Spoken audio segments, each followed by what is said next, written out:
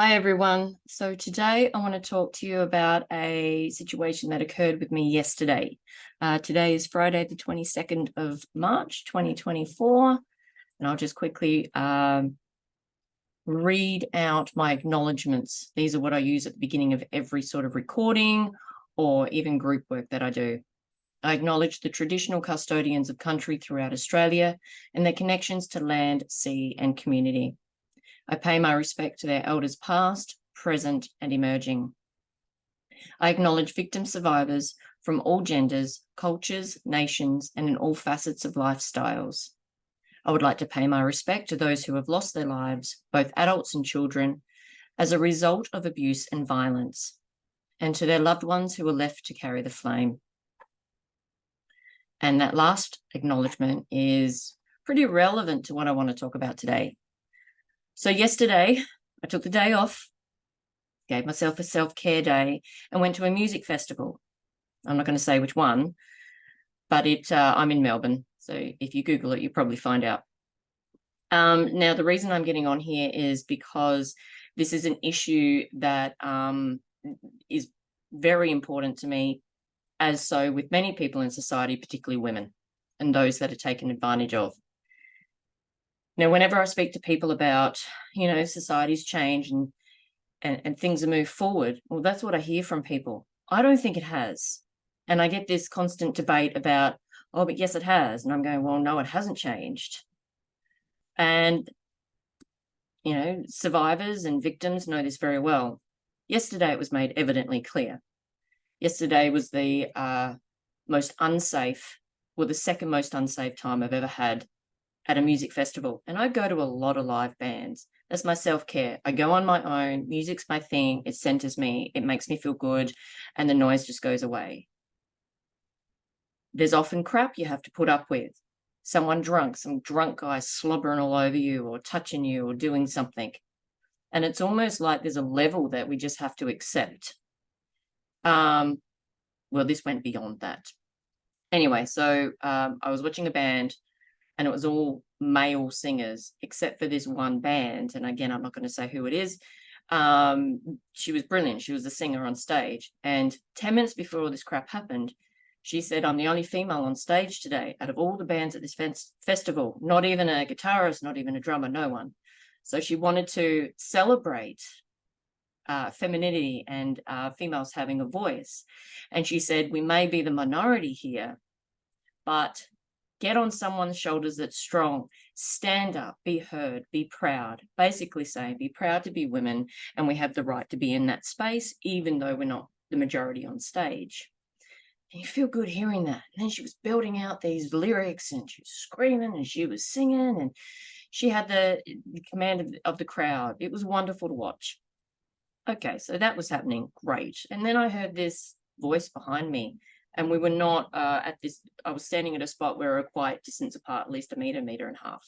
I wasn't in deep with the crowd at this point. I don't do that very much at all.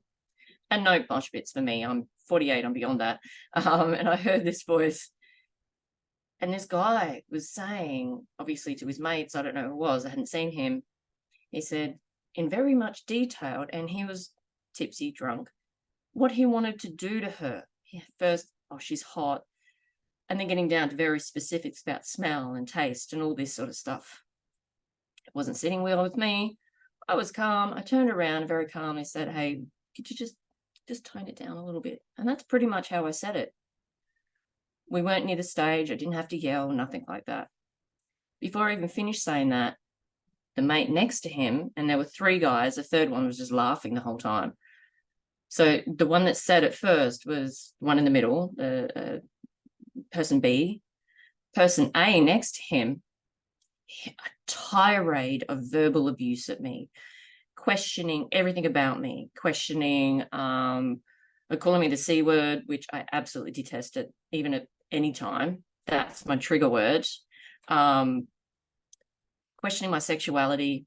I was there on my own and being sarcastic about, why don't you go and get some friends? And just a whole bunch of stuff just came out. I think I've sort of blocked out half of it. He just kept going. So I stood there with my back to them, watched the stage, feeling their anger and just shock of it all. I thought, all right, that's where it's going to stop. And I just tried to ignore it. I didn't want to have to walk away and be left with this. So I thought, I'm not going to give in to this. I'm just going to watch the band. So B, who was saying about the singer, and I could see the shadow on the ground. So I was watching from the direction the sun was in, and he came up and he was poking my butt. He was poking my butt. And I turned around and I got in his face. I pointed at him, and I got to bear in mind, I should explain this. They're all half my age and at least a foot taller than me. I want to make that clear. So I'm looking up, right? And I'm swearing. Obviously, I'm not going to swear on here. And I raised my voice and I go, don't effing touch me. And I said it slow. I said it loud. And there's a lot of men that were around, a lot of men. Okay, done. Turn around, start watching the band. It continued, the tirade, the poking of the butt. And while this was happening, because no one was doing anything, I was doing it all. These two beautiful people came along. This woman, same height as me, about my age, and this gentleman, same height as me. And I got to tell you, none of us were masculine. And that's okay. But there were so many masculine, manly men around. It's the type of concert that it was. So she started giving them out because she said, are you okay? We heard what was happening and we wanted to come and protect you. And that is the beauty of the day. They were so lovely, beautiful souls. That's what I'm going to call them. Beautiful people, beautiful souls. And they didn't leave until, they kept asking to be okay. So after the event, they hung around with me for a while, and we caught up later on as well, which is lovely. And we got to debrief. So then she's having to go at them, and then they're having to go at her. And by this time I just had enough. So I've turned around, and I've been doing Muay Thai for like 4 years on and off. I'm not training professionally. I've never done it outside of a gym. It's for fitness and for confidence. So I did a Muay Thai kick. The number B, or letter B, person B, he moved so bloody quick, and he's much taller than me. I couldn't get to his head anyway, so it was about this level. So we moved quick, and I followed him for about 3 meters, fists in hand. I have never, ever, ever been physical like that with anyone, or wanted to be. There was no contact. And I have never used Muay Thai outside of the gym unless I'm doing this practice stuff at home just on my own. I couldn't believe I got to that point. He'd be poking my butt, and the other guy was still using his tirades.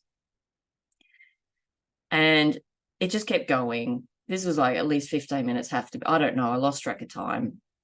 And then at one point he was standing, because I'd been watching his shadow. So I was constantly watching behind me through the shadow and listening and hearing, finding out where they were. And at one point he was in my blind spot. This is the letter B. The other one with the big mouth, A person, had pretty much shut up by now. And this guy next to me in my blind spot, no.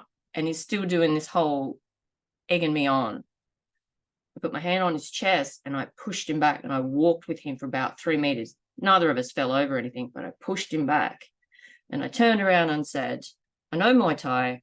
I can kick your ass. Don't ever assume all women are vulnerable and that you can take advantage of us. And then I think I told him where to go. I sort of can't remember that bit. And then I returned to the 3 of us with beautiful people, and it pretty much ended there. And I think they just went about their business. But the interesting thing that happened, and I think I'm projecting my anger from that onto everyone else around us, because I'm very disappointed and very emotional about it. The tears are being held back right now. After all that happened, there were 3 guys that walked past, didn't really pay attention to them. And the 3rd guy at the end, he said to me, you should have hit him. And I think I mentioned at the time, oh, he moved too quick or something. And they kept walking. And then the 3 of us got talking, 2 beautiful people and myself. Where were they? No one said anything. You see on TV and you ask men, you go, would you ever stand up for a woman if they're being verbally or physically assaulted? Yeah, we'd stand up for them. We'd do this. We'd protect them. Full of shit. It doesn't happen. I made it very clear, don't touch me. I made it very clear, don't do this to women. Anyone could have heard this whole fiasco. No one stood up except these two beautiful people. No man came along and did anything.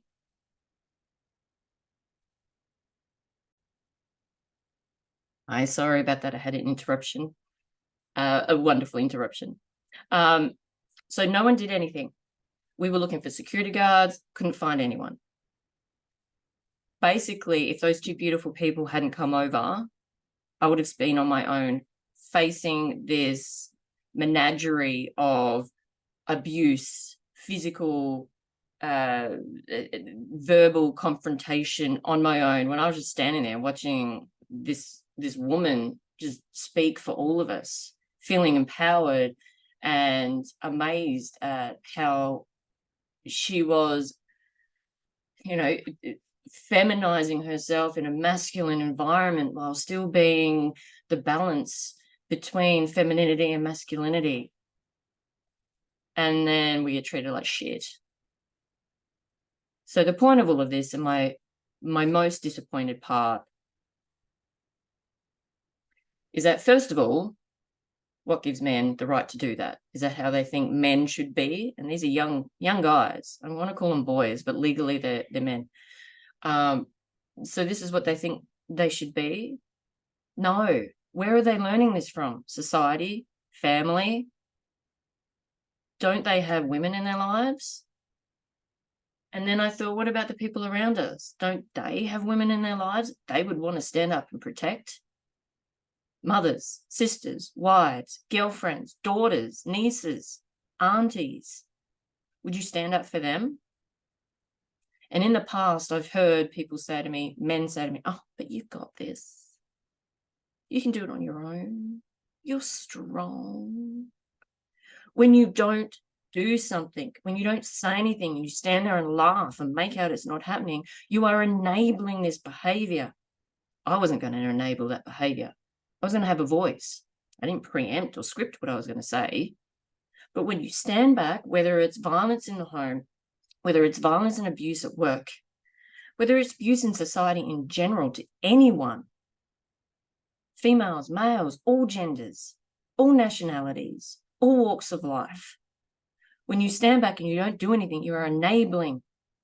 And that keeps that cycle going. Break the friggin' cycle. Say something. You don't have to have a fight. Just go, hey, dude, hey, mate, how about we just walk over here, or distract them? Like, oh, look over there. Just do that. Whatever it takes. Don't put yourself in harm's way, but don't allow other people to be put in harm's way. So this beautiful day that I was having, feeling empowered by this amazing woman on stage, to be treated like crap, and then to be considered as though I'm not even worthy of supporting, that's disappointing. Men, step up. Women, step up. Everyone, every gender, it doesn't matter your background, step up. If you see someone who has been treated like crap, step up. That's my point of today. I spoke to some other people afterwards. There was a story I heard about a previous festival where a lady was in a mosh pit, or a girl was in a mosh pit. Well, she'd be a lady. She was over 18. And she was urinated on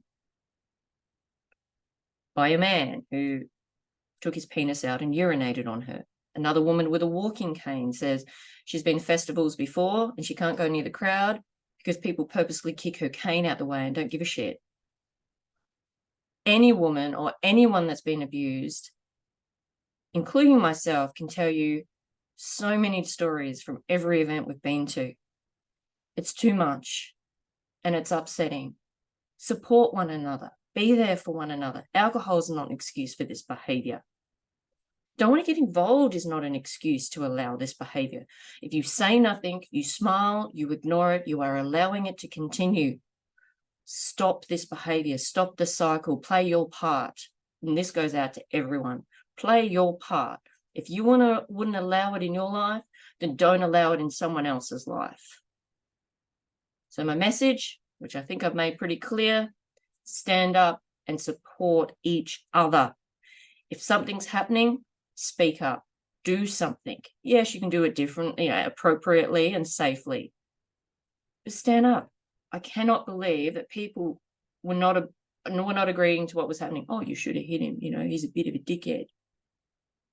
Why tell me half an hour after when I'm so upset inside and holding it? I'm no one special. I just wanted to watch some bands. Let's make change, but we all have to make that change. I don't want to get involved. It's not an excuse you can get away with anymore. Oh, but it is alcohol and drugs. Not an excuse you can get away with anymore. Oh, I don't want to be in danger. Not an excuse you can get away with anymore. Because I didn't use any of those excuses. Neither should you. Thank you.